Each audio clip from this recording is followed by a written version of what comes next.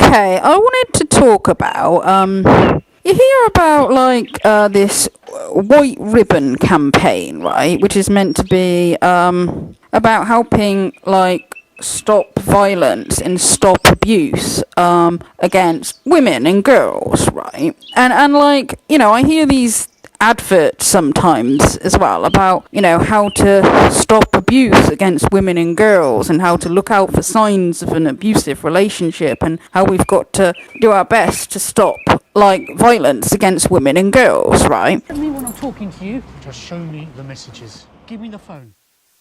Enough. We can let victims of coercive control know that support is available. You okay? I'm here if you need to talk. Don't touch me, I don't want to touch. Enough. We can show that sexual assault isn't acceptable by helping to report it to staff or police. Enough is enough. Even small acts can help prevent abuse. We can stop violence against women and girls. Now, obviously, it should go without saying, I'm in favour of, stopping violence or abuse, okay? But, why is it just against women and girls? Why is it not, wanting to stop violence and abuse against everybody? Okay, because, say, when it comes to, abusive relationships, right, women can be equally as abusive as what men are, okay? Whether we're talking about violence or whether we're talking about mental abuse, okay? Women can be abusive, okay? And, surely everybody knows that because, we've all heard of cases where it's women that have been abusive, okay? So I don't think anybody can say that women are never abusive, okay? And I'm sure everybody has heard of relationships where a woman has been abusive or know women that have been violent or abusive, okay? So, why is it, just aimed at protecting one gender from the other, okay? No, they're talking about, in schools, they think there should be more, education for the children on boundaries in relationships and how to treat people, again, to reduce violence against women and girls. So I'm guessing then that this is going to be, down the lines of teaching boys that when, they're adults not to be abusive to their wives, okay? When, surely it's everybody, boys and girls, okay?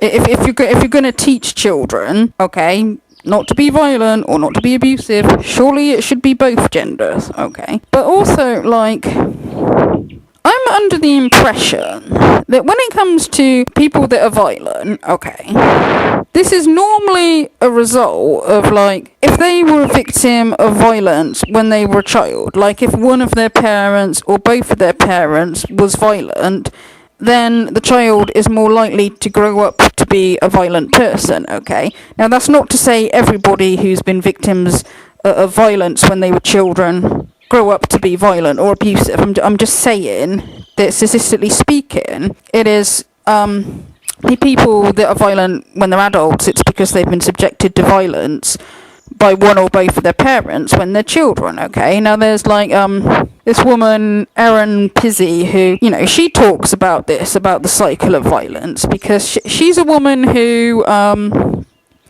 she grew up herself with two violent parents, and I believe she opened the first hostel for women that are victim of domestic violence, but then she then went on to open a hostel for men that are victims of domestic violence as well, okay? But she has worked with, both men and women that have been victims of domestic violence, and she has worked with both men and women that are violent people.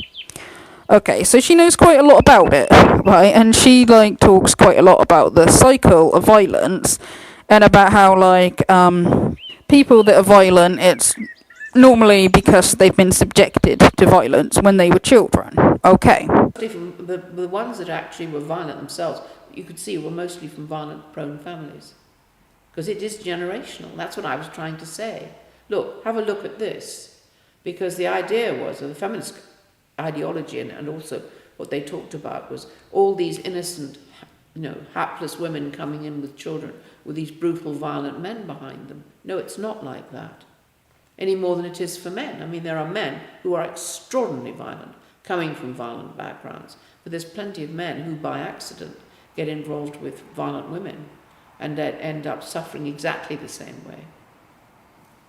So I would think if you really wanted to stop violence, people being violent to their partners in relationships, instead of saying like, oh, we need to teach children or teach boys not to be violent and not to abuse their wives or girlfriends when they're adults, instead of going down that road, the actual way to really stop violence or abuse would be to like concentrate on helping children and spotting the signs of like if a child is like from an abusive family, and doing like all we can to stop children being victims of violence, because that's where it starts, that's where it originates from, and not just like say like physical violence. So like, I mean, my understanding is that people that are mentally abusive, they've normally had traumatic childhoods, or obviously, I mean, paedophiles, they're normally people that have been, subjected to sexual abuse when they were little kids. So, like, the real sort of problem starts when people are children. It's not a case of, toxic masculinity and men just have this violent nature that they can't control, and, we have to teach men not to be violent. That's not what it is, because it's men and women who can be abusive, and it normally stems from a traumatic childhood, whether it's a man or a woman. Okay, so if people really wanted to stop people from being abusive as adults, they'd need to stop them being subjected to abuse when they're little kids. Now, obviously, we can't stop all violence and all abuse, okay? Sadly, we can't stop all bad people in the world from doing bad things. I mean, I'm pretty sure, teachers in schools, they know to look out for signs that, like, if a pupil is showing signs that they may be unhappy at home, or they may have, abusive parents. I'm sure teachers do look out for signs, but they can't always tell. It's not always easy to tell. And, of course, as well, you then get the problem as well of people being wrongly accused of things. You hear about that sometimes, parents being accused of, like, being abusive to their children when they're not. Okay, so, you do have that difficult situation, okay? And then, like, when it comes to adults, it's like, yeah, you can say, like, oh, stop violence against women, but it's like there's always going to be some people that are violent and abusive. It's like we can do all we can to try to reduce it, but we would never, ever, ever rid the world of all violent, abusive people, sadly, okay? Because you get some feminists who say things like, well, women should be able to walk down the street at 1 o'clock in the morning without being frightened, but because of patriarchy, women are too scared to walk down dark alleyways at night, and it's all because of patriarchy, and it's all because of oppression. And some of them sort of like want to make men feel really guilty about this, but it's like, the thing is like, it's not the patriarchy, it's not an oppression of women, it's the fact that there are going to be some evil and crazy people out there of both genders, and that we can do all our best to try to reduce the amount of people that do bad things, or to protect ourselves from people that do bad things, but you will never ever be able to stop there being some bad people in the world, okay? That's not patriarchy, that's just the fact that there are some bad people who have had bad things happen to them that have made them go on to do bad things as well, okay? And that will be men and women, okay? But yeah, women are less physically strong, okay? And that's why people are more protective of women, okay? Because, say, like, on the street, generally speaking, men are more likely to be the victim of violent crime and all that, but women feel more frightened because women feel more fragile, okay? And, sexual abuse, women are more in danger of being sexually assaulted or raped, okay? But I personally would advise anybody, men or women, not to walk alone in dodgy areas at 1 o'clock in the morning, okay? And when it comes to like romantic relationships, again, I think women being less strong than men is one of the reasons why people are more protective than women. I think, but partly I think it's because some people do think of like abuse as it being mostly men and are actually reluctant to believe that women can be as bad as men. Okay, when it's not true, women can be just as bad as men there, but I also think because women are not as strong, people don't see women as much of a threat. Okay, but you got to bear in mind that even if somebody isn't very strong or they're not a very big person, okay, if somebody is really, really angry and they go off in a violent rage, they can still do damage. I mean, if somebody is really, really angry and violent, they get an adrenaline rush anyway. Okay, but also women are statistically speaking more likely to use weapons, more likely to throw things. Okay, like, I don't think anybody would want to be on the receiving end of a really angry, violent woman.